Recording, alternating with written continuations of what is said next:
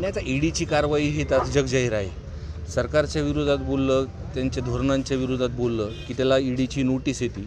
आणि दुसरीकडं त्यांच्याकडे जर प्रवेश झाला तर धुत्या तांदळासारखी ती ईडी ते एकदम निर्मा काय वॉशिंग पावडरसारखं साफसुथरे एकदम म्हणून बाहेर येतं. काय मागणी करताय तुम्ही आज या सगळ्या गोष्टी? आम्ही संघर्ष यात्रेच्या माध्यमातून रोहितदादांनी महाराष्ट्रामध्ये काढली होती. युवकांचे प्रश्न होते, शेतकऱ्यांचे प्रश्न होते, बेरोजगारी होती, आरक्षणाचे विषय असे अनेक मुद्दे घेऊन आम्ही रोहितदादांच्या मागं त्या पदयात्रेमध्ये चाललो. आणि त्या मागण्याच्या संदर्भातलं आश्वासनही मुख्यमंत्री साहेबांनी दिलं होतं, पण पूर्णपणे झालं नाही. त्या संदर्भात आम्ही हे आंदोलन केलं आहे. ईडीचा वापर जो आहे तो एखाद्या नेत्याला उभरत्या नेतृत्वाला दाबण्यासाठी होतो असं वाटतंय का एकंदरीत? हो, पूर्णपणे हे तर जगजाहीर आहे.